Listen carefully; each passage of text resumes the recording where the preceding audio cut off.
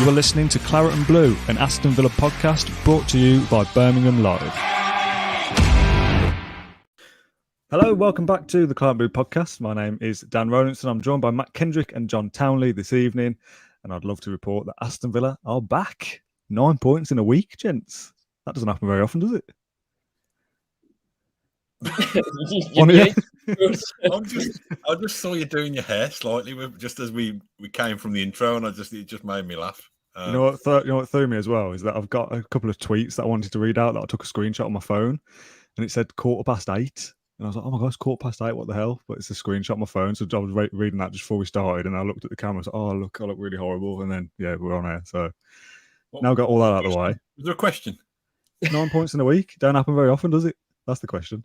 Just debating it, weren't we? When would be the last time we won 9 points in a week? Which I reckon it probably would be the 10-game winning run, because championship games come thick and fast. So I'm sure we'd have had a couple of midweek games in there. In the Premier League, I don't know. I'd have to bow to the statos in the comments, really, because it's going to be a while, isn't it? It's going to be a long, long while away. But isn't it a lovely feeling, especially when we just we expect to win, we win.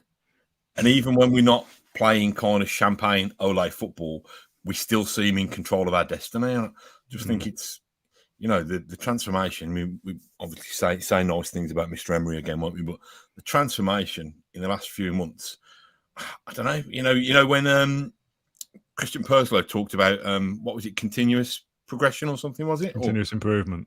Yeah, gone from. I think we must be exceeding the expectations of what the board had in mind when they brought him in. Brilliant. Long may it continue. John, a little bit emotional almost in the last podcast we did after Chelsea or Leicester, whenever it was, of the kind of the realism kind of hitting you that Villa are actually competent and a good side once That's again. because we let him stay up so late that night. That's what it was. Yeah, John, how dare you come on this podcast? You're so young. You shouldn't be on the podcast. How can we listen to your opinions? Nonsense, by the way, in the comments, those kind of people. Put your hand up before you speak, by the way, John. Only speak when spoken to, John.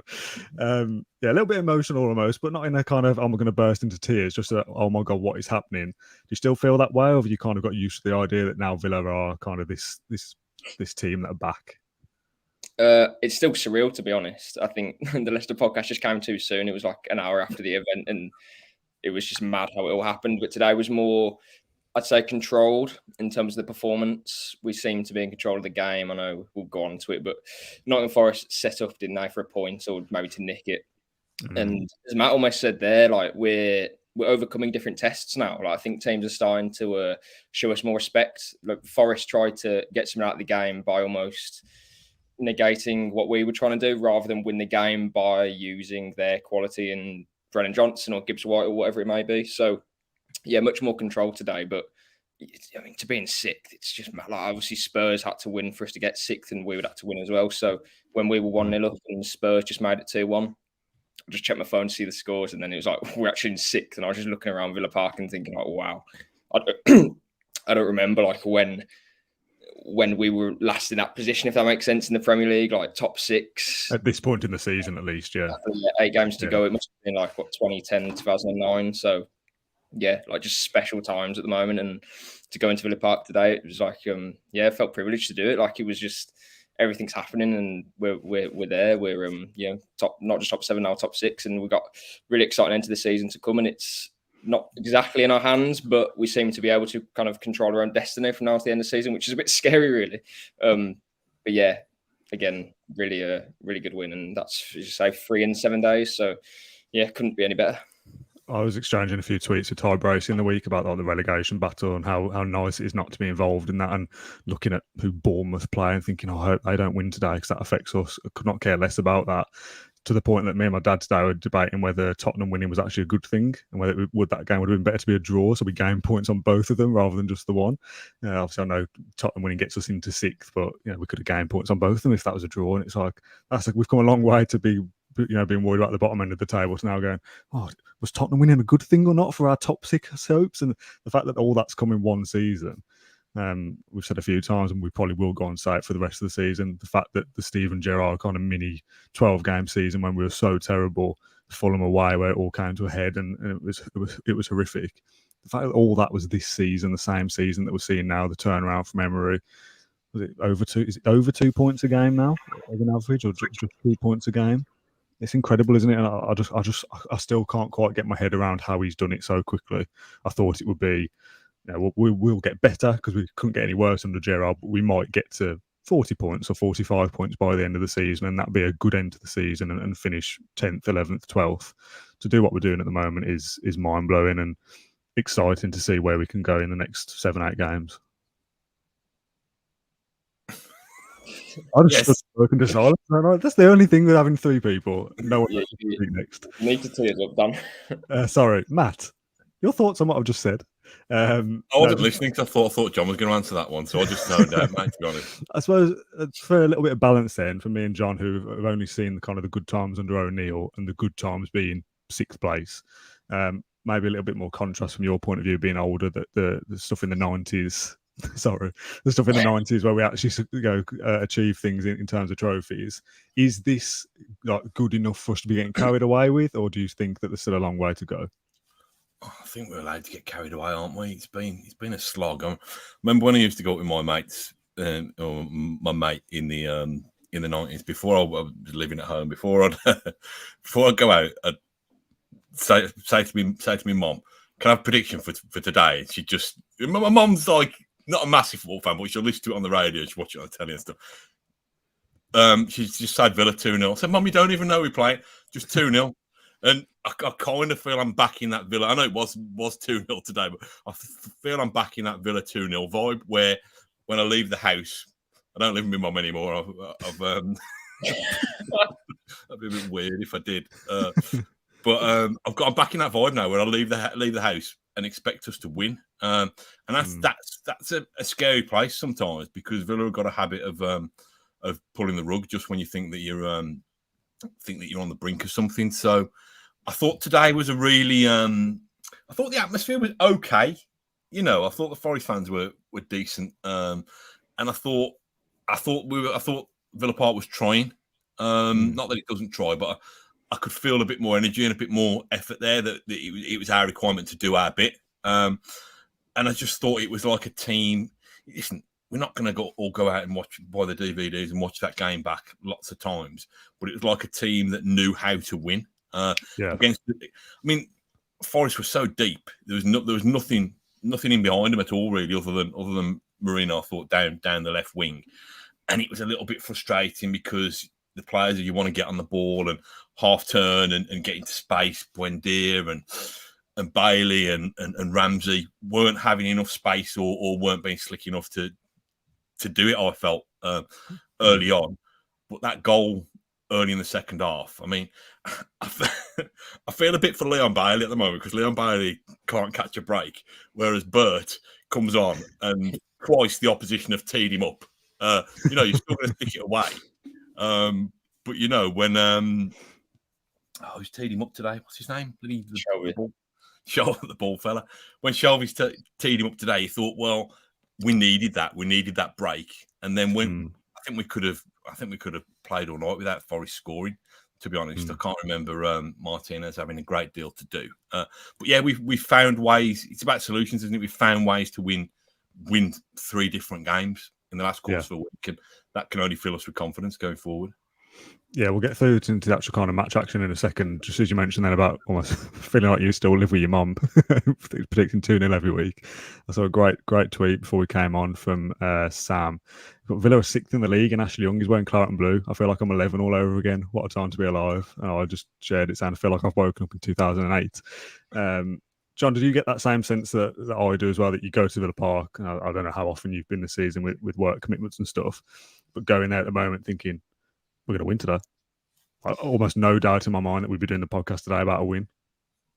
Yeah, I think more so today, because Nottingham Forest have won 1 game away in now 15 trips this season. So it was more Forest than us. I'm still that fan of, I think you mentioned earlier, Dan, like our generation, I suppose. I grew up at least in the Martin O'Neill era. So it was like everything that came after that was just mid-table and relegation fights. I haven't really seen Villa really sort of compete around the top half, let alone top 6. So it all feels too surreal to sort of say that Villa are going to win every home game now, and that we can, as Matt says, win 2-0 in every game and it'll be fine.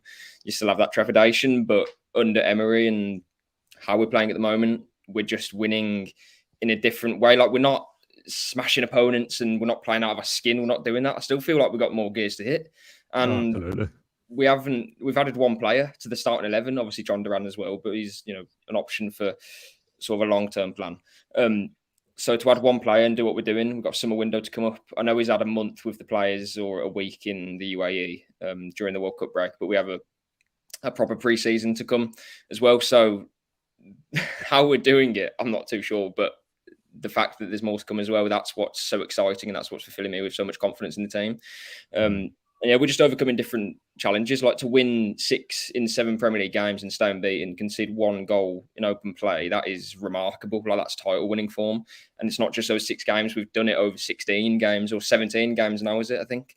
Obviously, losing to Arsenal when we should have got something from the game. Man City away, that ended up, is probably the best sort of team, one of the best teams in Europe. And Leicester, there was just lots of mistakes in that game. So we're doing it to different teams, and so they're showing us more respect. Like, they had Danilo and Gibbs White on both of the double pivot, McGinn and Louise today. So Mings and Conso had a bit more of the ball, and we're kind of working out how do we kind of play through this. Instead of using the 2, we'll use the wing back. So it's all about sort of learning as we go on, and that's the sort of games like today, I think, are more important to us to sort of work out how to overcome different challenges than just smashing different teams and they're not really giving much of a fight. I actually thought Forest were quite good today, especially in the first half.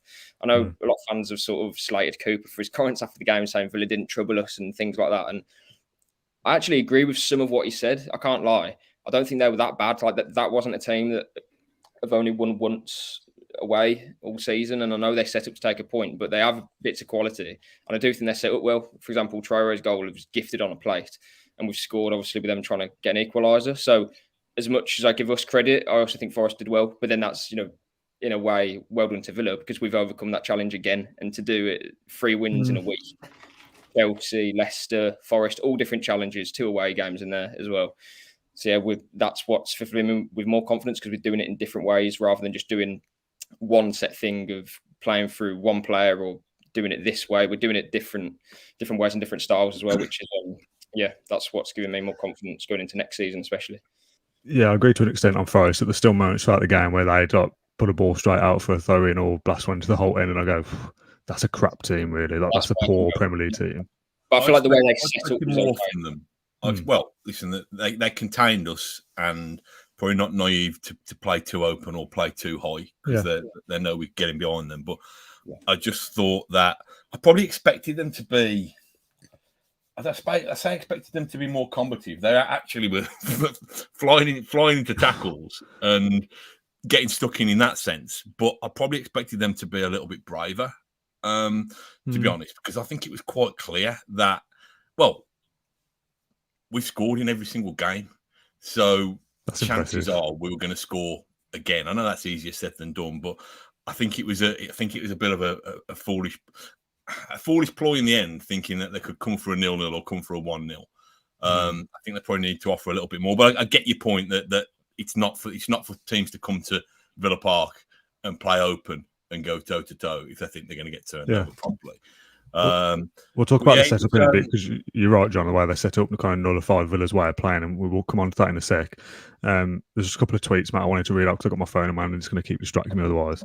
Two people that are probably two of the best followers on Twitter, Alex Berwick and Jamie Gray, had a little conversation earlier. I screenshotted it as I was on the way home. Alex says, 1, didn't play great. What a lovely habit to get into.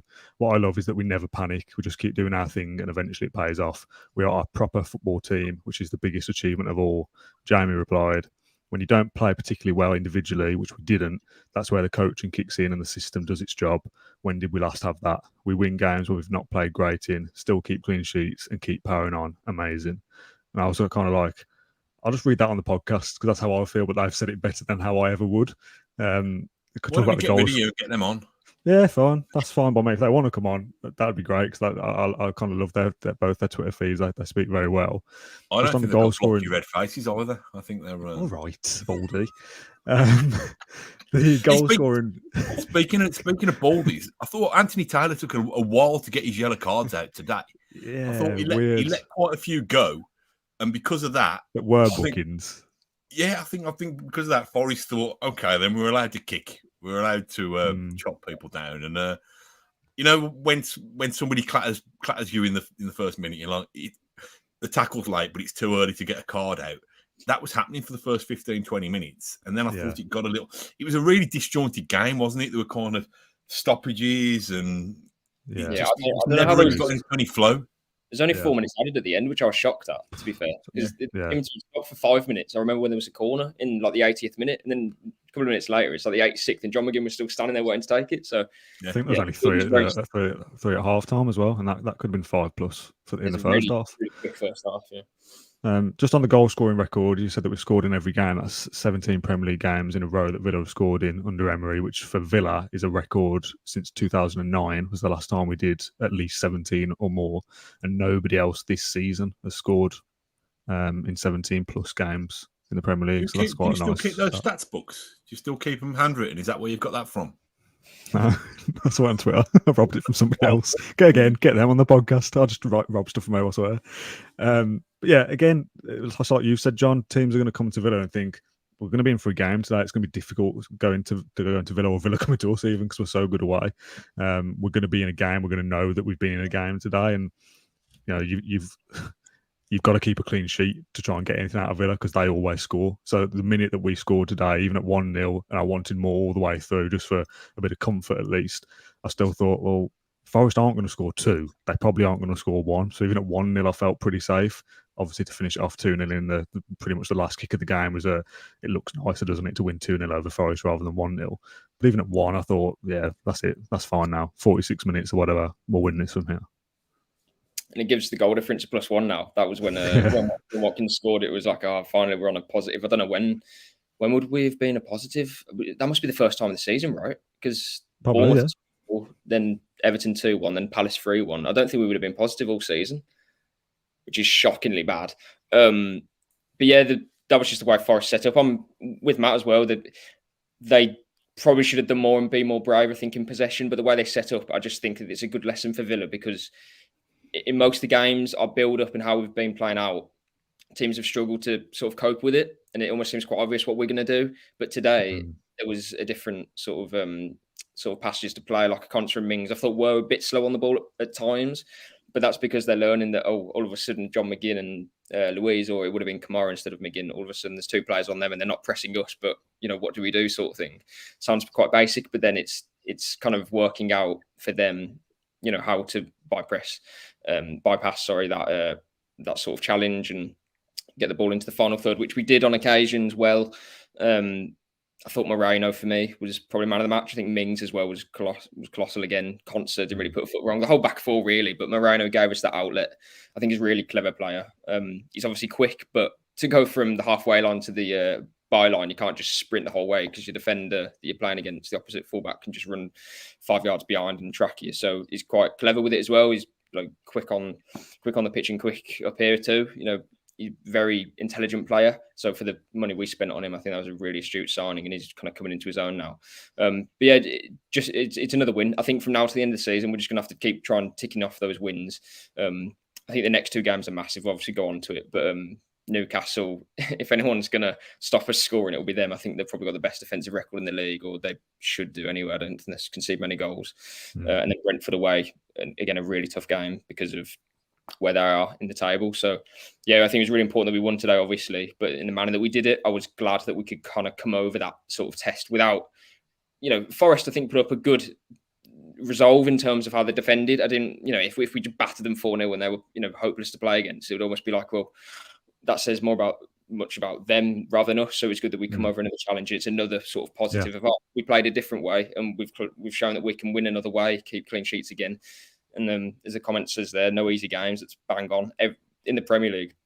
every team's fighting for something, and Steve Cooper might be sacked tomorrow morning, so they were going to fight for everything at the end. And good thing we got the goal. So yeah, another really good 3 points. But again, the sort of manner of how we did it, I was sort of pleased with the most, I suppose you could say.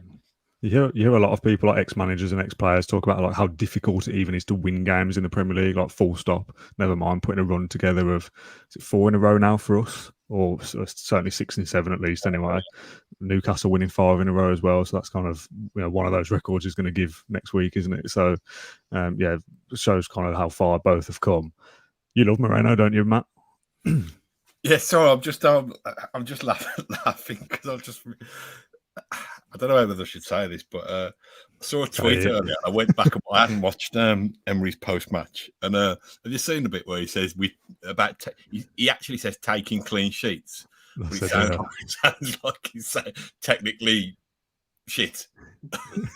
You can't say that on the podcast. I know, sorry, you'll have to beep it out. But it just made me laugh. So it just flashed up on me and thinking, Moreno, I think he's brilliant. I think there was probably 2 moments that stopped him from having a faultless display today. And there was one, I think he got booked for, didn't he? He gave the ball away just inside their half and then tried to kind of make amends.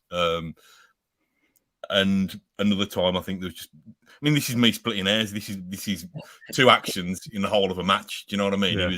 He was brilliant. He's so lively. And when Emery wants his defenders to play in tight spaces, he's more than content to do that. And, whether that's controlling the ball under pressure and giving it quickly, or whether that's manoeuvring out of the space himself. Like you said, he's the only one real addition to kind of Team Gerrard. But what an addition! Team Gerrard. And he's so mobile and so technically good. And I think when he first signed, I did worry whether he'd be up to it physically, to be honest, coming into the Premier League. But I think he can mix it physically as well. So he was my man of the match today. I thought he was brilliant. There was one of the first games, and I think you and me did the podcast after, and I think I certainly made myself look stupid now, maybe at the time as well. But I was like, is he good? Like, I can't quite work out. Like, he's got flashes of it, but I'm not quite sure. Like, is he this massive improvement on Luca Dean kind of thing? Now you kind of go, yes, he's definitely an improvement. I was stupid at the time. I'm certainly stupid now to have that opinion.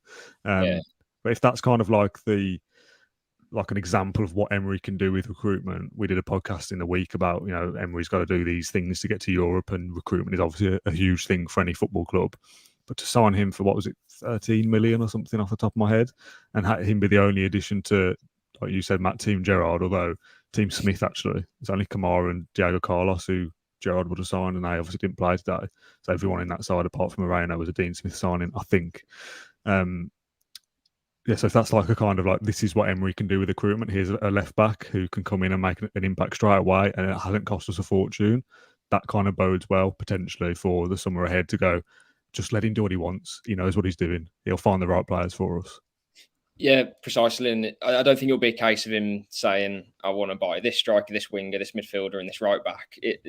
Because we're paying wages in the club for recruitment staff and scouts and whatever. So there'll obviously be discussions with Langer and other recruitment staff, as I say, to, if he wants a new right back, this is the sort of profile I want, and then they'll go away, come back and say, here's 5, and then Emery will have his list as well, and they'll sort of configure who they want and for what price and work it out. But yeah, that bodes well considering he's picked 1 player, or obviously 2. I think I read somewhere that Duran, Villarreal were looking at Duran a couple of years ago, last year, before he went to Chicago Fire, which is interesting. So maybe he would have been on Emery's radar before Villa sort of looked at him. I know that it was sort of an off chance that they found him. I think they were scouting a goalkeeper at Chicago Fire, and then Duran suddenly appeared on the pitch, and they thought, actually, this is quite good. But yeah, anyway, so yeah, kind of ticks 2. The first 2 transfers have both worked for me. Obviously, Duran has only played a little bit, but he's clearly a good player.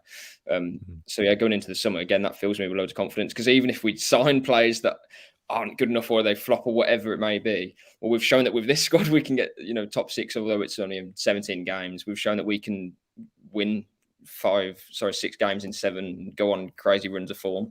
So if you can just add little bits here and there, whatever the price may be, I don't think we'll be signing players that are 50, 60 million, because I don't think we need to. I think you can buy players that just fit Emery's system, because there's loads of players in European football that can probably work for Emery and that can take on his methods. And you look at someone like Ollie Watkins, for example.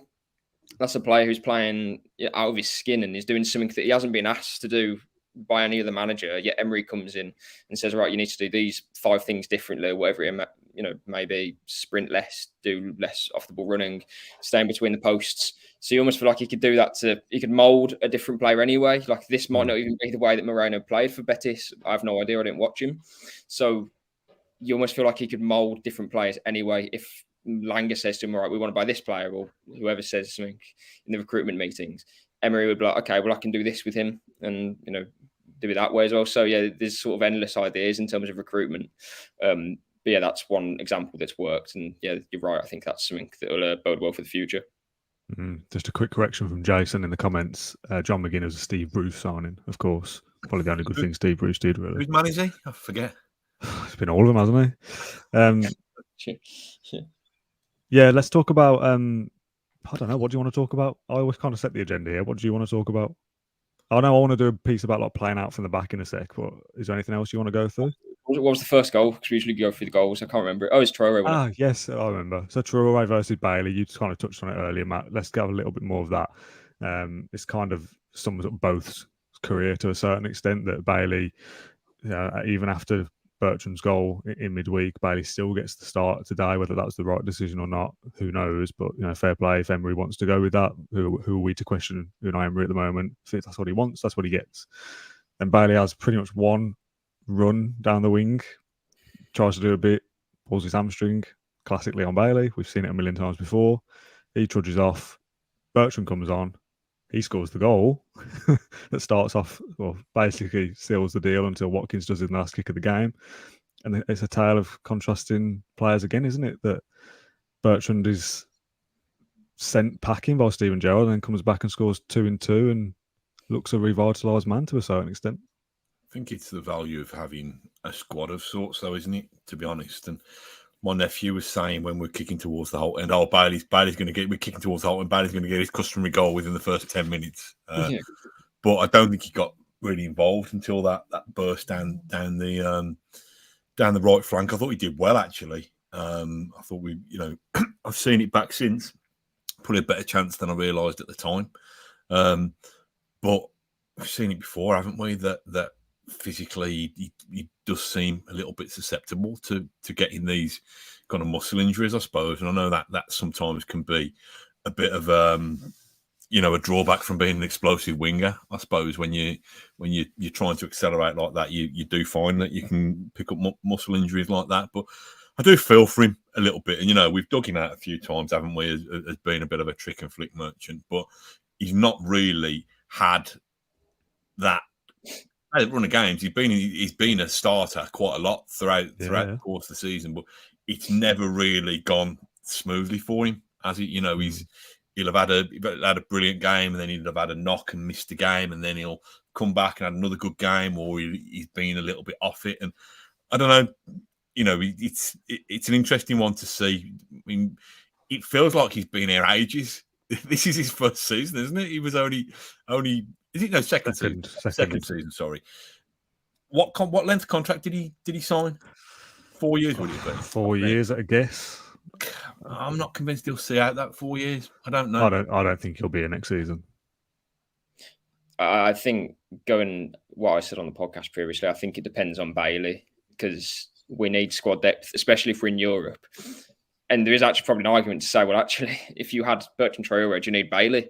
So maybe it isn't all down to Bailey, but I don't think he's going to want to stick around because we're obviously going to buy another winger or forward that's going to probably play in this position.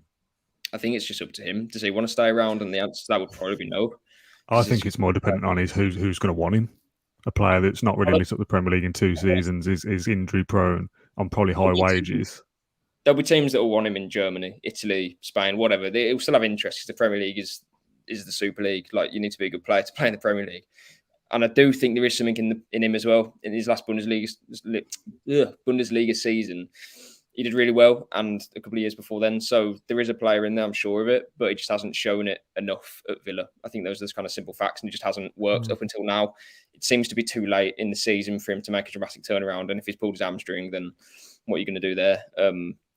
Yeah, it's a shame. Like, I remember I spoke to his Craig Butler, his agent, last year, and his story is really good. Like, it's a very long story. He's come from sort of nowhere to somewhere, and yeah, I really want it to work for him, but it just doesn't seem like it is at the moment, and I don't think that will change, if I'm honest, in the last weeks of the season. So I do think it's up to him what he wants to do with his career, and he has aspirations to be Craig Butler anyway said he wants to be one of the best wings in the Premier League and Villa's best player and sort of lead Villa up to where they are now. But you almost feel like Villa could be doing this without him, which is a bit sad. But that's the sort of truth of it at the moment.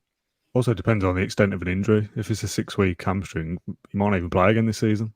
Yeah, that's what I mean. We're 8th of April now. Yeah. I don't think we'll see him again. I think he'll be shifted out on loan because I don't think we'll be able to shift him on a permanent deal. I think he'll go out on loan somewhere and run out his contract. I feel sad about it because I don't and probably have several times, but I don't want to write him off because I think perhaps I've been seduced by the show reels. But football is a ruthless game. Can you rely on Leon Bailey to play 38 games in the Premier League? No. You know, he's like John says. I'm not saying this is necessarily going to equip him to come over this challenge, but you don't get to that level without having A, real ability, and B, some kind of real character as well. I get that, but there's loads of players that come and go in football clubs that have had a long journey and not made it and move on. People aren't good fits, and I do get the sense that Leon Bailey and Aston Villa aren't necessarily a good fit. I think he could go, maybe not necessarily in the Premier League, but I think he could go back to another high quality league in Europe and do good things or do better, more consistent things than he does here. But it just feels a shame to be writing him off because whether we like it or not, even if he's not been performing consistently to the standard that we want him to, he's still contributed to this turnaround. Yeah. You know, and Emery's no mug, and he still picked him when he's fit most weeks. So he clearly sees something there. He sees a player who he can work with. I think the interesting thing for me is this probably the criticism that we heard of Adama Traore as well a little bit, that it's all right being this flair player, but you've also got to be able to play in a system and function in a system and be prepared to sacrifice yourself sometimes. And I think if Emery can get that out of him and get him to be this team player, even when he's not firing on all cylinders, like the team when the team's not firing on all cylinders, like you said earlier, John, I think if players aren't playing well but the system protects them, then I don't know. I feel perhaps I'm being a bit too soft, but I just think, I don't know. Do you know what I mean?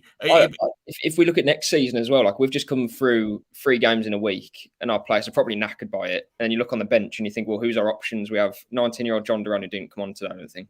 We had Seb Revan, 2 goalkeepers, I think. So if next season we're playing in Europe and we have to go to Bulgaria on a Thursday and then play on a Sunday, I don't think fans will be moaning that Leon Bailey comes on with 40 minutes to go when we're 2-0 up against someone in Bulgaria. Do you know what I mean? I don't think just because he's not informed doesn't mean, I've bin him off. Yeah, I don't think it has to work like that. There is a lot to say about squad depth, and we've been playing Saturday to Saturday for the last few years now, and so squad depth hasn't even been an issue. One injury would have changed that, but luckily for us, Ollie Watkins is a machine. So I do think it's worth keeping him in the squad, but I understand that if an offer comes in that we can't turn down, or like the Danny Ings situation, there's different sort of moving plates with it, then yeah, okay, there might be a conversation, but I don't think, we should be saying, oh, he needs to go, he's not good enough and stuff like that, because he clearly is good enough to be a Premier League player because he's got here in the first place. At the moment, he just doesn't fit in the system, but we have to give these players time. He's been working with Emery for a few months, and in the space of 16 games, yeah, he's possibly the only one who hasn't taken it like so far, but that doesn't mean that he can't eventually, so we'll see. I hope it works for him, and I do think there is a space for him to grow eventually. But I just don't think he hasn't taken the opportunity, I don't think, to sort of be a first 11 player and someone that we're going to be relying on, like we probably thought we would have been when he first joined for like 30 million.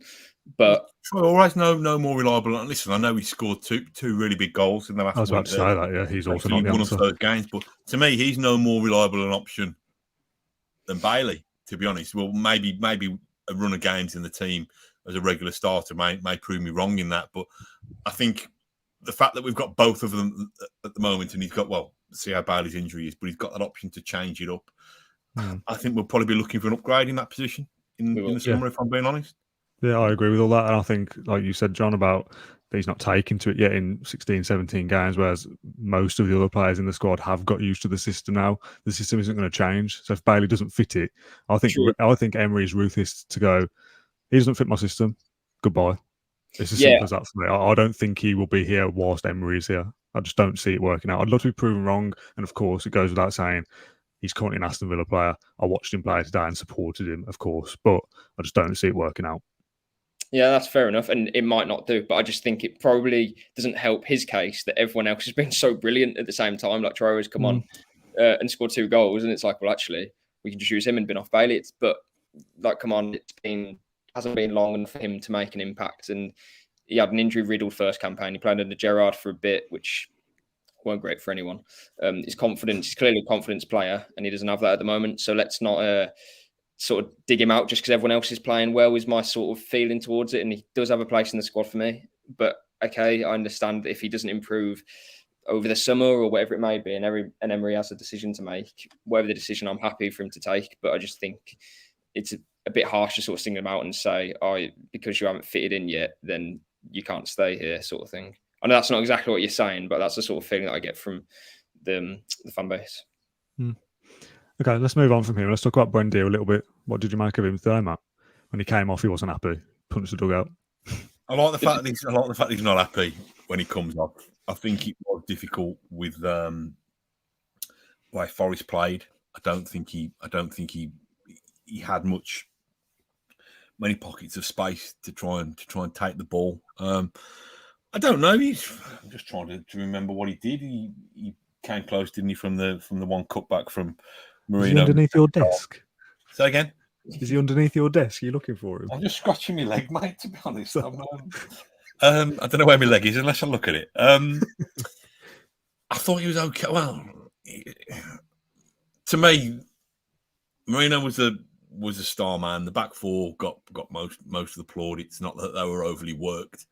And I thought that he probably was, in terms of the outfield players, he probably was one of the weaker ones. But again, kind of used. I don't mean this in a horrible way, but we're used to him blowing hot and cold a little bit. I don't know what you put me on the spot. I wasn't expecting to speak about him. He did so little. What did you think? Well, that's kind of the point. He just didn't really do enough, and I thought just the way he came off, walked off very slow, didn't look happy, punched the dugout. Is there more to that, or is he just a little bit fired up, thinking I'm frustrated at myself here? I think he's just frustrated because we know that he doesn't last more than 60 minutes in games. He just doesn't, and for whatever reason, I don't know exactly why, but I do think it's important to Emery's system in terms of how he wants to play. He's the sort of player that can, when we're building up, he can drop deep, take the ball, move the play on. And those are the sort of things that you probably don't, or that we might not realise, but he is important to the sort of bigger picture, shall I say. But yeah, there isn't lots of end product at the moment. I think his first assist came last week, if I'm not mistaken. He had that one chance when Moreno back. Yeah, this week. But he missed that chance when Moreno pulled it back. I said it previously, but we haven't really seen Buendia hit 4 or 5 games consistently where you could say, he's been, on top of his game. Although I do think last week and the weeks before he was getting better. And today, again, kind of just fizzled out. Similar to Jacob Ramsey, really. I think both of them were quite sloppy in possession. We know he's a good player here, but you're looking for him to kind of just be the guy, like take the game by the scruff of the neck. But I don't remember him doing that in a game since he joined. And I think there's parts of his game that are really good and they suit Emery down to the ground, don't get me wrong. But if you're looking for him to sort of own up to his club record price tag, you want him to be doing everything almost. And maybe we're putting too much pressure on him for that reason. But I think that's because we know he can be that good. I guess it's just a bit underwhelming every now and again. Buendia, I find sometimes that he thinks the basics are boring. Yeah. So sometimes he thinks he's got to do things on that. Listen, I know that's the way he plays, and if we probably contradicting what you say in a way, John, and I don't want to, because we want him to be that player who plays on the half turn and gets between the lines and moves things quickly. But I get the feeling sometimes that he thinks a 5-yard ball is kind of beneath him, and he's got to kind of stroke at the outside of his boot and that kind of thing. And I think that's the frustrating thing for me. He's not always going to be this kind of magician, but on times when he's not got that space, he's got to look after the ball, and he's got to, I actually think, and this goes against the old man in me who thinks footballers should be hard as nails and, kind of kick around a big pig's bladder and all this kind of stuff. But I actually think because he's so little, he should probably go to the Jack Grealish school of winning fouls a little bit more often. And when people are coming into him, I think I like the fact that he's got this low centre of gravity and wants to stand his ground. But if you're going to get a big hairy arse centre half cleaning you out, just be a little bit clever at times.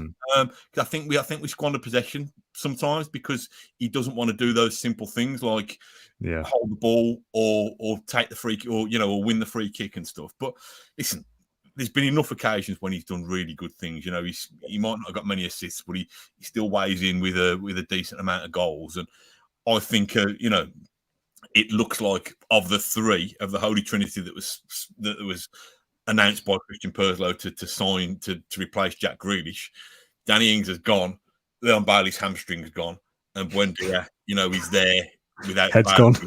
even if we're not seeing the best out of him. So again, he'll benefit from really good coaching week in, week out. So I think there's a lot more to come from him as well. And I do think he is very important, as I say, to those little things that we probably don't even appreciate. But in terms of the build-up and how we're playing, we all kind of say, we're playing great football and we're playing out the back and it's all working. Yeah, but how's it working? It's working because Buendia comes deep and he picks up the ball, collects it, moves it on. So he is playing a key role. It's just that you want him to be that spark and sort of get bums off seats, but he isn't quite doing that and hasn't really for the last 2.5 years. But that's not a sort of bashing him. It's just we know he's that good and can be that good. But yeah, just little bits of his game he can tweak. And I think with Emery working with him over the summer and stuff like that, it'll come on again, leaps and bounds, hopefully. Yeah, I think if you're talking about kind of like the right-sided midfielder or the second striker off Watkins or the number 10 or whatever, I think long-term with Emery's recruitment, there's probably one space in the team for Traore, Bailey and Buendia. I think they're all kind of roughly competing for the similar role in whatever system we're playing. Not that Buendia is going to play off the right or whatever, but do you know what I mean? They all kind of effectively do the same job in the team. So it's one of those three long-term. I don't think they could all be starting in the same side. True, but I almost think that they cover two positions though at the same point because I think you could play as a two with Watkins and then could also go back into midfield. But yeah, that's correct. And we also have Coutinho, by the way. Completely forgot about that. Yeah. Oh yeah. Whatever happens with him in the summer. There's a comment saying, "Can we have some positive chat, please?" Yes. Happy with sixth and all that. We'll get to that in a bit, of course. You're so bored of that now. Yeah, so bored of it. Keep winning every week. It's easy, isn't it? I don't want to kind of like go on any of the other players individually, really. We've already kind of said like Ming's very good. I think he won pretty much every header. Can we not talk about Super Ollie Watkins? Yes, Ollie Watkins is the next on the list. Just a phenomenon, really. Watkins is almost a bit of like a freak of nature that how kind of fit he is, and just like the way that he's flicked this kind of, he's now good at finishing. Like, where did that come from? Like the little dink for the goal is top class. Do you know if he got booked for taking his shirt off? Yeah. If you'd got like a six-pack like that, you wouldn't wear a shirt, would you? So do you think he should? If he started the game without his shirt on, would he still get booked? Would he get booked for that? Because he hasn't taken it off. My question: why do they even book them for that? What's the rule? Why is that not allowed? I know they do it. It's been the rule for ages. What is the rule? Why can't you take your shirt off? I don't know. Is it inciting a mass orgy or something like that? I don't know. Possibly. I don't know what they think it is. And actually, just away from Ollie Watkins, I had the most thorough search by a steward that I've ever had today outside of the pot. So did I. Might have been the same one. Honestly, where do you sit? You in the Trinity or? I was in section B or something, and I had to turn around and got. Mine was so handsy. I'm telling you. He said, He said, "What?" He said, "What's that in your pocket?" I thought, "Well, listen, mate. Until you gave me an all-over massage, there was nothing there, to be honest." But he was so honestly, I thought he was going to reach for the oils at some stage. And, he didn't find anything. Didn't even find the bottle of the little Pepsi Max top that you stick in your sock. He didn't even find that, mate. But he was proper handsy. I always think it's strange that like that. Do you know when they scan you with the beeping thing for any whatever they're looking for? Go over your pocket and there's a phone or a wallet or a pair of keys or whatever. I had a woman do mine. She scanned down, past my leg shot, beeped. Phone, I presume. Yeah. Wallet, I presume. Yeah. Okay. And you go. That's good. What's the point of any of that? Yeah. Weird. Ollie Watkins. Yeah. Also off topic from Ollie Watkins, partly, but Ash's tweet for the goal that Ollie Watkins scored, so good the way it was worded. Just like, goal Ollie Watkins, blah, blah. Great form for him. Tops off. And it read like, tops off for Ash in the press box. That's the way it was worded. Made me laugh. Stupid. Yes, anyway. Ollie Watkins, the player, the footballer, the finisher, machine, the man, the mountain, whatever you want to call him. Just, this mad turn of form. I don't know what the figures are now. Is it 9 goals in 11 games or something like that? I've read some quotes post-match from him, I think, saying that he wouldn't have done that little dink finish earlier this season. So it's clearly got confidence coursing through his veins. And you could see that, he probably took the wrong option, but from the first couple of minutes when he dragged that shot wide. But I've always found with Ollie Watkins, he's better when he's decisive rather than when he's got too much time to think. And he's actually, I don't know whether this is Emery's coaching or whether it's come from the confidence of being the main man with not having to share the jersey with Danny Ings or whatever. But you can see now that his first thought is to get the ball as near to the goal as I know that sounds stupid for us. That should be a striker's first thought anyway. But I don't think there's a hesitancy that infected him previously. And that's showing. I thought just the way he moved the ball out of his feet, first of all, to create the space for the shot. And then the little dinked finish that's top class Premier League finishing. To me, which I wasn't sure he was capable of that even 6 months ago. Yeah, but his last 2 goals, the goal last week, the lofted finish at Stamford Bridge, and his little dink finish today is the hallmark of somebody who backs himself basically, and we can see it with the form that he's in. I almost thought the chance was gone a little bit at one stage as well, but then it was almost that we were just toying with Forest. And we were going to score the goal on our terms. We're just going to play it around you. And just really, really nice, wasn't it, John? Top finish. Again, someone who's in form, as he said. There's just subtle tweaks that Emery's made to his game that have just completely transformed him. Like scoring 9 goals in 11 games, I think is the stat. That isn't, all of a sudden, that isn't just a bit of a purple patch. We have a number 9 that's playing in a system that's just getting the absolute best out of him. And like it isn't just 4 goals in 3 games or whatever. He's doing that now over a period of time where he's one of the best strikers in the division. He's been working closely with a individual performance coach, just a striker coach that Emery brought in when he took over. I forget his name, Antonio Rodriguez, I think. And he's been asking Watkins to sort of study Emery's former strikers, Aubameyang, Carlos Bacca at Sevilla, and Cavani, who had a PSG. He might have even had him at Valencia, maybe not. I'm not sure. But he's just asking him to do things differently. He's taking less sprints than what he was under Gerrard, less off-the-ball runs, and fewer touches as well of the ball. So he's less involved in build-up, but he's more obviously being that sort of poacher that you wouldn't have associated Watkins' game with being, or that he would be able to do that. Like if you said, okay, so who's going to be the poacher in this team? Is it Danny Ings or Ollie Watkins? Long term, who do you sell, or whatever it may be? You wouldn't have probably said Ollie Watkins has to be that player, or you would have said at least Danny Ings is best suited to be it.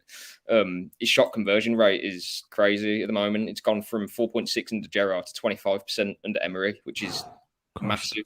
That's huge numbers. And of all players to have had over 50 shots in Europe's top 5 leagues, no one has had better shot accuracy than Watkins as well. So for all those little tweaks that Emery's made in terms of run less, conserve your energy, be the poacher, Watkins is actually doing the poacher part by himself, if that makes sense. Like he's just taking chances. He's having more shots on target than what he was by a lot under Gerrard, more shots per 90 as well. So for all the little tweaks he's making in his game, Emery, to be the poacher, he's still got to do the thing, which is put balls in the back of the net, and that's what he's doing. And that's something that you can't coach. That's what everyone says. And he isn't, he obviously come from being a striker for one season in the Championship.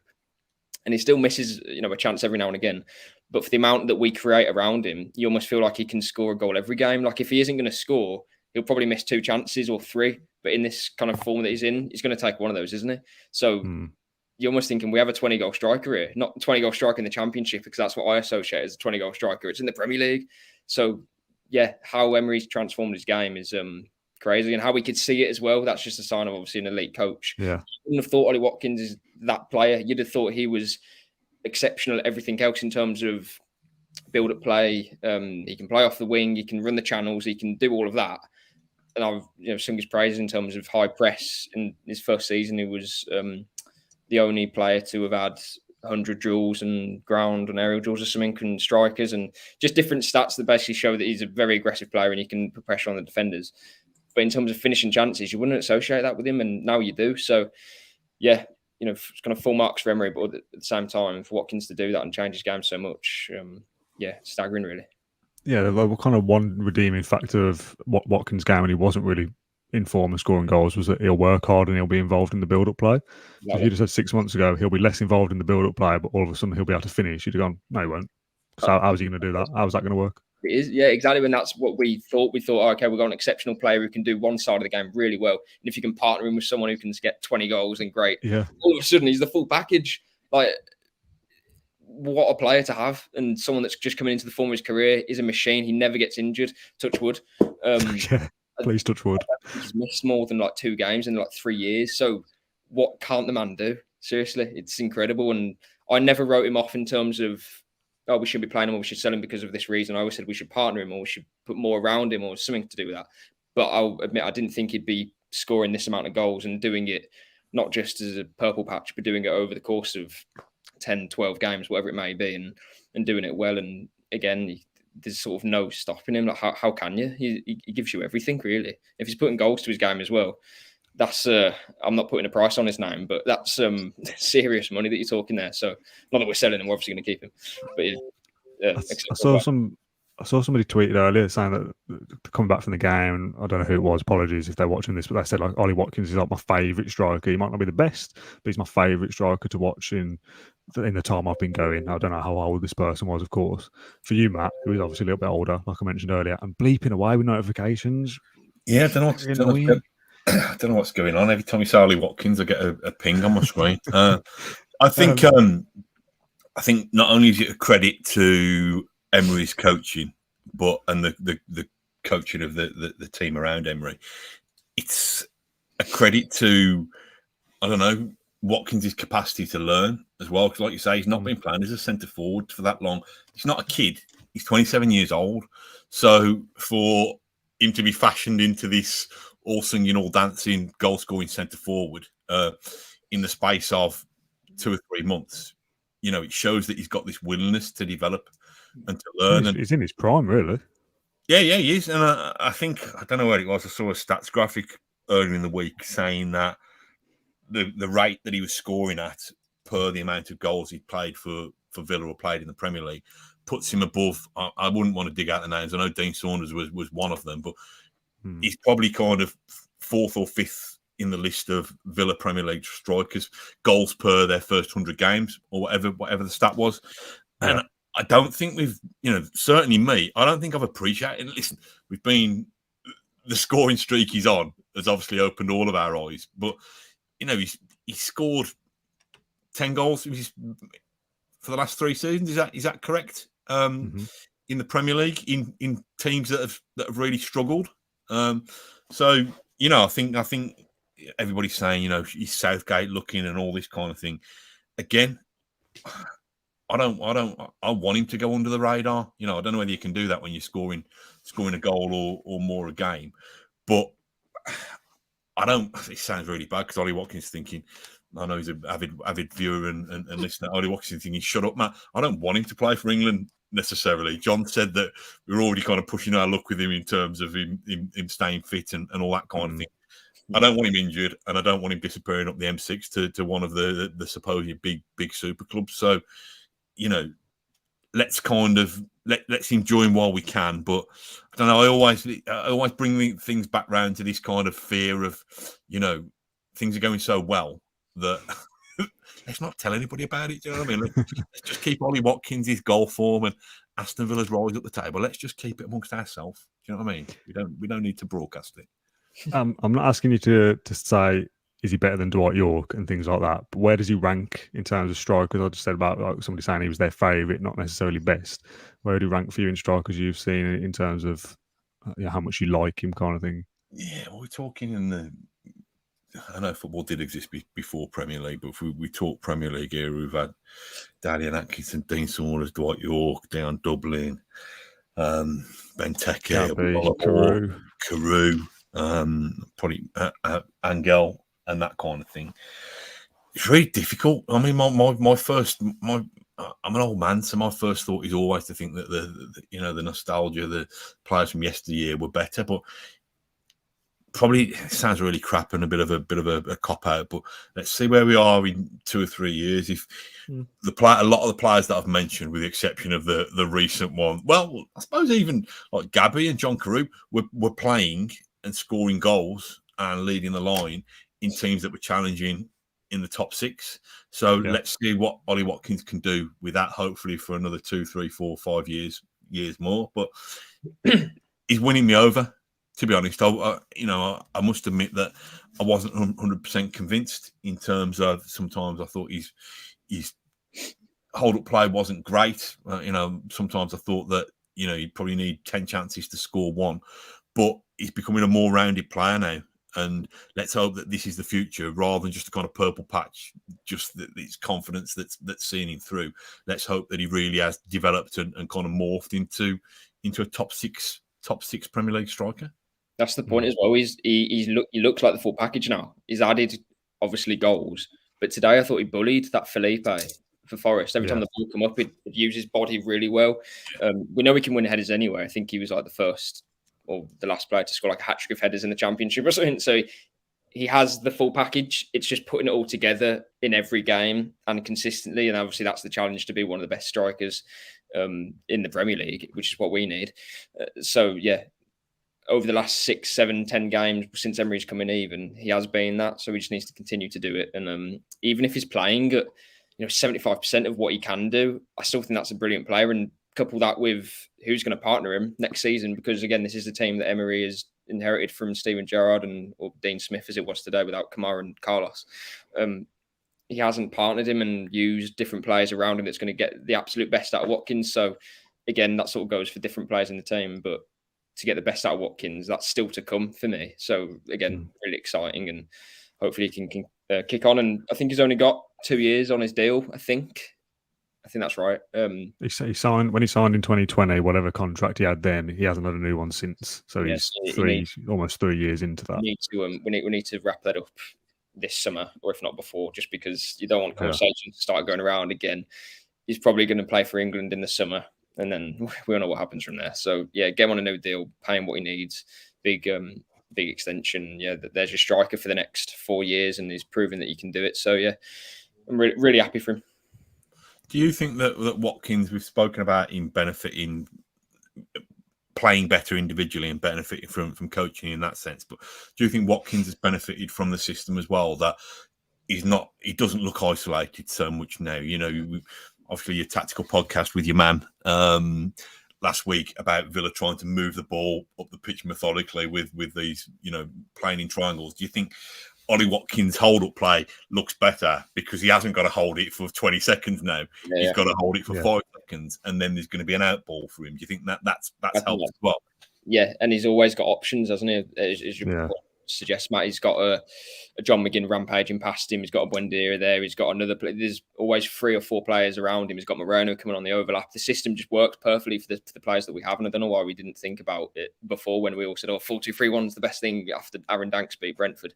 Actually, this formation gets the best out of John McGinn in the forward capacity. Ollie Watkins, because he's got space and players around him. There isn't a big burden on him to score every game, although he is. There are players around him that can do that as well.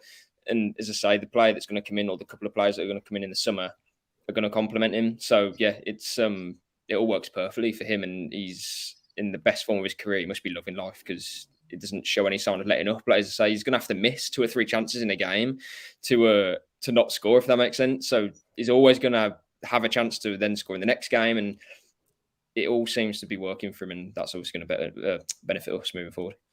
I just wanted to do a segment of its own on the playing out from the back. Obviously, we've talked about it a lot over the last few weeks that we've been doing more podcasts, like you just mentioned, Matt. The one we did with John McKenzie was purely about that and a tactical perspective on Unai Emery.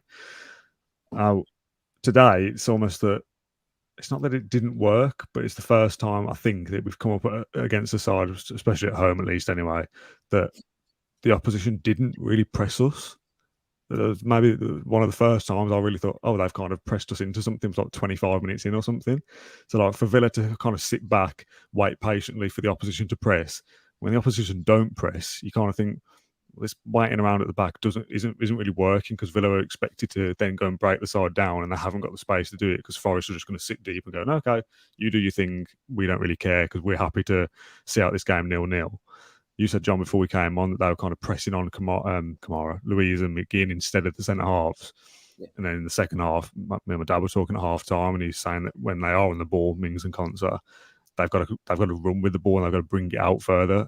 Straight away in the second half, we came out and scored, and Mings or Konsa went marauding into the opposition half. It's like, oh yes, okay, we're seeing something a bit different this time. So I'm not saying we've got to throw the kind of baby out with the bathwater. If the opposition doesn't press, we go, okay, let's just start lumping it long. You still got to kind of stick to it.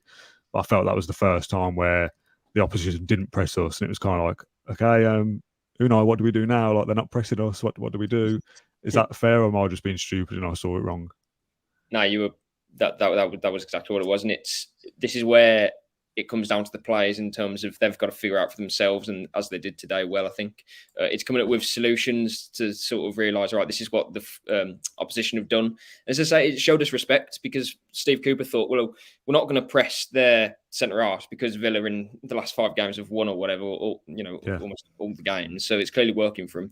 Instead, we'll press the 2 holding midfielders who always receive the ball off Konsa and Mings, who then play it to Buendia. Instead, we'll knock that one out and just let Mings, Konsa have the ball, have space with it. But they've got to work out what to do with it. They've got to work out which ball to play and when. And if we win it in the middle of the pitch, then we can go at them. So yeah, we worked it out well, if that makes sense. But I think it's more of a case of, okay, well, now we know that we're good. We've got to be able to be to adapt to the different situations as well. Like Brighton do it really well. Man City obviously do it really well with Guardiola. But those players are so intelligent that they know how to get out of those situations when an opponent is setting traps across the pitch and stuff. And that's what we have to do. So up until now, most teams have just pressed the centre-backs and the fans have been like, oh, God, what's going on? But today there hasn't been much of that because they didn't do that. They pressed the midfielders instead and we didn't lose the ball because Mings and Konsa made good selections and good choices. So yeah, it's something that we're going to have to learn, and other teams will do it differently. They'll press the centre-backs and they won't, then they'll drop off and set traps elsewhere. But today it worked because I think Forest were doing something that they haven't done as well. They went free at the back, which they haven't done before, or at least not as much as their other systems. So yeah, today it worked, but again, there's going to be bigger tests and we're just going to have to overcome them because all of a sudden we're quite a good team and we're in 6th. The teams are going to respect us. We're going to have to work out how to play differently under Emery to what we have so far. So that's only a good thing for next season as well. Yeah, it was a weird one because with the exception of Brennan Johnson, who was trying to do half a press on his own a little bit. Yeah. I don't know whether you're more nervous about when Mings and Konsa have been given the ball in tight spaces and being pressed, or whether I was more nervous today when they got all the time in the world, what they were going to do with it. You know what I mean? Like I say, it's a different challenge, isn't it? And that's where you need your, rather than your defensive midfielders coming and starting things off, they were like hidden. You couldn't really see them in there because they were surrounded. So it's asking your 2 centre halves to start things off. And I thought they did okay. There's a couple of times where I think there's a pass in the second half where I think Konsa found Ramsey in acres somehow with a little ball over the box, over the little ball over the top. So, like we've said before, there's going to be different challenges each week, and the only way Villa are going to learn to adapt is by coming up against those challenges. And we've won the game today, and it wasn't particularly pretty at times. And I'm glad we did get that second goal, because it gives the result a better complexion. It puts us in positive goal difference. But I don't know. It's I can feel myself getting greedy, thinking winning's not enough. When did we get these delusions of grandeur that winning wasn't enough? No, I don't just want to win. I want to be kind of dazzled. You're like, well, chill out a bit, Matt. You just look at the table. That should dazzle you enough, really. It's nice to win in different ways, though, because like you said earlier, John, we can't just go, right, well, we're always going to play this way against the opposition and they will play this way against us. So we just rinse and repeat all the time. Eventually someone will work us out, and Steve Cooper goes, well, if we press the centre-backs, they'll do this to us and cut us apart. So let's try something different. And like you said earlier, credit to Forest in that sense that they did set up in a different way, and that did style for us. It did work, because I was fully expecting in like the whole first half pretty much that this is going to be one of those games where maybe the run comes to an end and Forest nick something, and we come on here after and go, that's really annoying, that's really frustrating. Forest have done a job on us effectively because they've stopped playing us the way we want to play. But to still have that kind of control over the opposition and over the game in the long run, and to be able to tweak things at half time, you knew that Villa weren't going to be as bad. Well, not that they were bad, but they weren't going to be the same in the second half. And to come out and score straight away, I was like, oh, okay, they know what they're doing. They've tried something different now, and everything's fine. I just felt there was a couple of long balls from Mings maybe in the first half that I thought, oh no, we're kind of reverting back to type a little bit. We're trying to force it, we're trying to rush it. Like, let's just stick to the plan, try a few little tweaks. Don't just go back to route one because it currently isn't working. Just have patience, and hopefully in time, as in the next 60 minutes or so, it'll all kind of sort itself out. Yeah, and that's why I think the goal was so important at the time that we scored it too, and that's why Cooper was probably so frustrated, because they had a good low block. They weren't giving away many chances, and we were not struggling at the time, but you could tell that if that game kept going on and it got 60 minutes, the crowd would start to, get on, not on the players' backs, but get frustrated when we couldn't play those passes that we want to be playing, and Mings would be going long as he was, which is fine. Again, it's just them trying to work out how to get over what Forest were doing. But over the next few games, it'd be interesting, because when we play teams like Newcastle, Brentford, Tottenham, all those teams are around us. So you almost think like they're not going to be playing like Forest and try and negate us. Instead, they're going to play their own way, which will allow us to play the way that we have been playing under Emery, basically, and getting good results. So, and I'm kind of thinking, well, today was a good test because it allows us to do something different, and the players will learn from it. So that's good for next season. But because we want to get Europe this season, we've got to try and beat Brentford, Newcastle, Spurs, whoever it may be, Liverpool, and they're going to play the way that they always play, because they are a top team. They're all top teams in their own right, and they're not going to be thinking, we're going to set up to stop Villa. They're going to set up to beat Villa, if that makes sense. So hopefully we can just play as we've been playing before today, and it's been all sort of like very easy on the eye in terms of we've done it again. Whereas today was a bit of a different sort of feel to it. It was almost like we're going to have to beat Forest by combating what they're trying to do to us. Hopefully in the next few weeks, we won't be tested in different ways as we were today. But again, really good lesson, and to come away with 3 points and a 2-0 win, being comfortable with it as well. Did they have any chances? I don't think they did. Not really.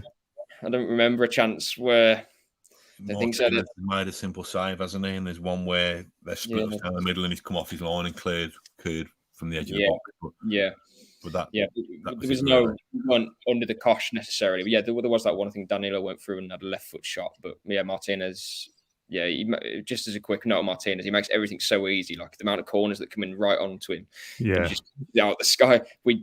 I anyway take it for granted. You don't realise how important that is. Other goalkeepers would just flap at it and get it, try and do anything else to catch it.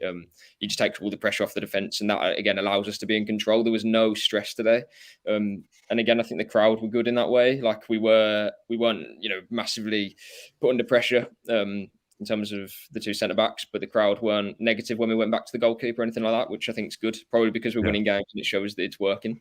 Probably helps, but Also, let's not forget, Matt, this is a week of 3 games, something that Villa haven't done for a long time. Not that I can remember anyway. It will have happened at some point, but 3 games that we've had to put a lot into, and we've got 9 points as our reward. So if there are moments where things are maybe a little bit sloppy or not quite up to the kind of 10th gear that we're used to, it's maybe taken it out of the players a little bit this week. That it's been pretty much the same first 11 all the way through those 3 games, and it's taken a bit out of them. It's now we've got Newcastle is a full week away, Brentford is a full week away after that. It's time to reset, time to go back to Bodymore, work out a plan specific for that game, and kind of go again. To quote Paul Lambert. God, quoting Paul Lambert. I thought we were really, really fine. In terms of, listen, it's one. It can work 2 ways, can't it? You've got the winning momentum, and you're thinking, I want to play again as soon as possible. Yeah. But equally, it's full throttle Premier League football with highly tuned athletes up against you as well. So I think he's just showed that not only can he kind of manage games, but he can manage the squad as well, and knows what they're capable of, and knows how much he can ask from them. As a complete aside, what did you think of? Here we go. What did you think of Prize Where It Lies today? Oh, yes. Right, I was just about to say, once we finish that chat, can we talk about all the other random nonsense that we normally do? Because I've got a few shout-outs and stuff as well. Prize Where It Lies, that was the best bit of the day up until 46 minutes when we scored the goal in the second half. First half, I was like, oh, yeah, a bit annoying, a bit frustrating. Prize Where It Lies, oh, yes, here we go. So getting that big flag out for 3 people, always annoying. Because you think, do a load of them. If you're going to put that effort in, get it all out. First girl or woman, I couldn't see from where I was, slipping over. We all laughed, didn't we? Didn't we? I didn't. Oh, yeah, come on, you didn't laugh. Yeah, obviously shame, but yeah, funny still. Second guy, I mean, it's like a really long wait, wasn't it, for the second guy? And then he just put it out for a throw in. Again, funny.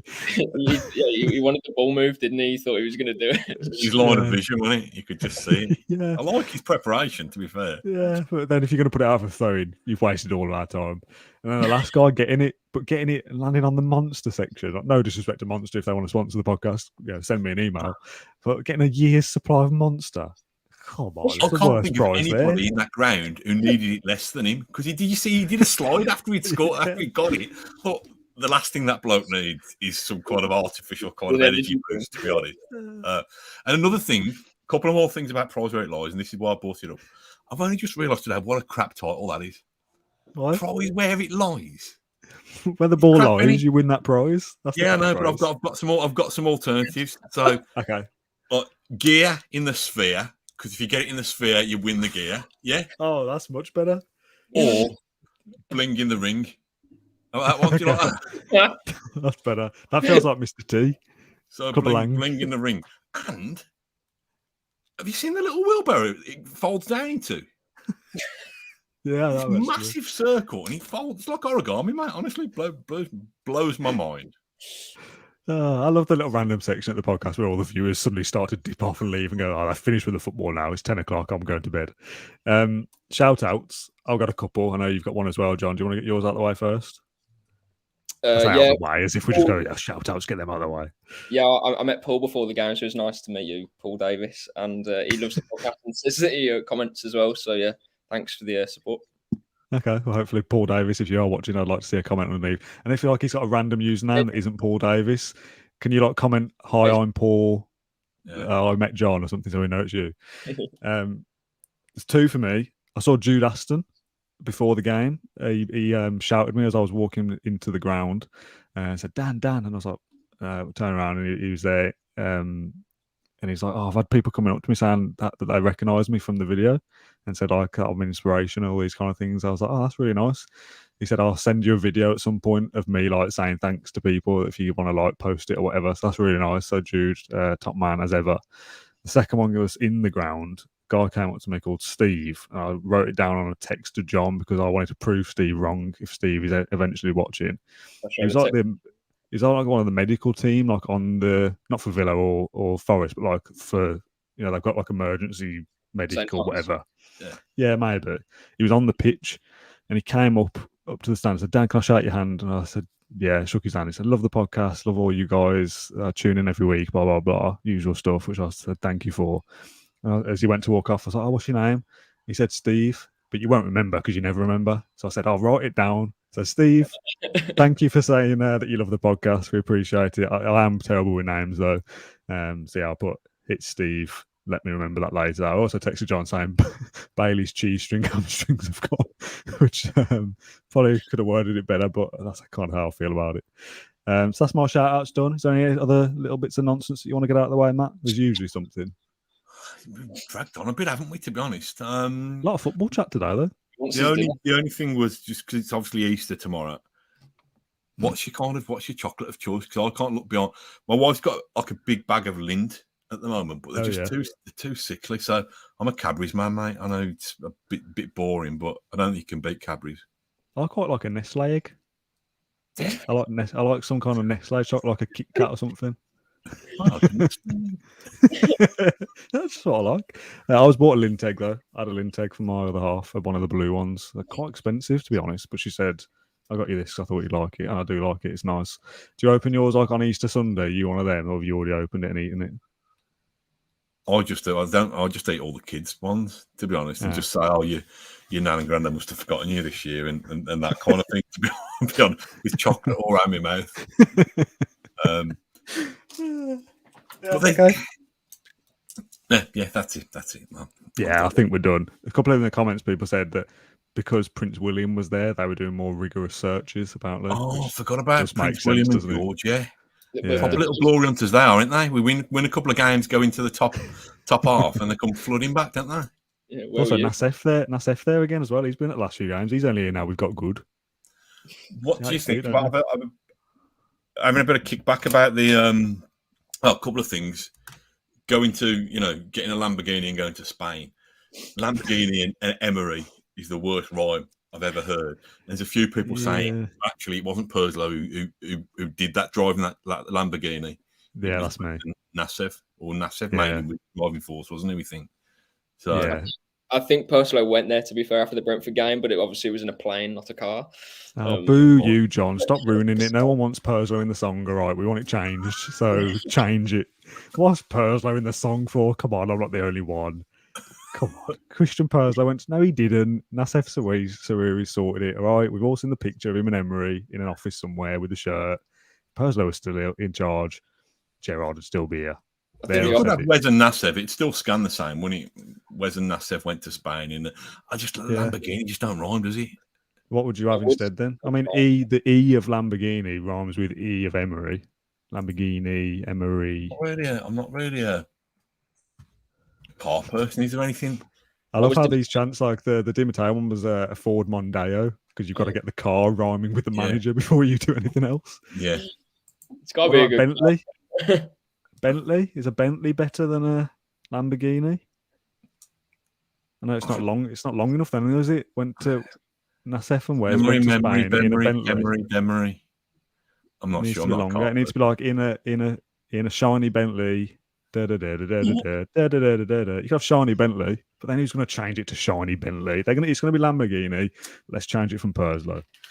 Anyway, that's the end of the podcast. Thanks for joining.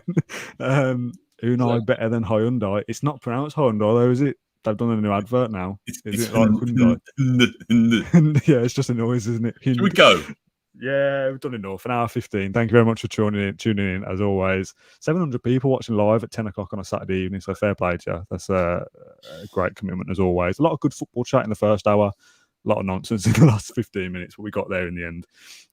Thanks both for joining me as always. I might clip up some bits of these for YouTube as well. So if you see a clip tomorrow or Monday saying, what do we think about Leon Bailey? It's from this podcast, but I've trimmed it down and tidied it up because we've talked some rubbish as well throughout this. I might mention the idea for blinging the ring to the steward who searches me. Right, let's call it. Thank you for watching. We'll see you very, very soon. Bye. Thank you for listening to Claret and Blue and Aston Villa podcast. If you enjoyed today's episode, then please do let us know. We love hearing your thoughts and comments. We'll be back soon with another episode, but until then, up the Villa.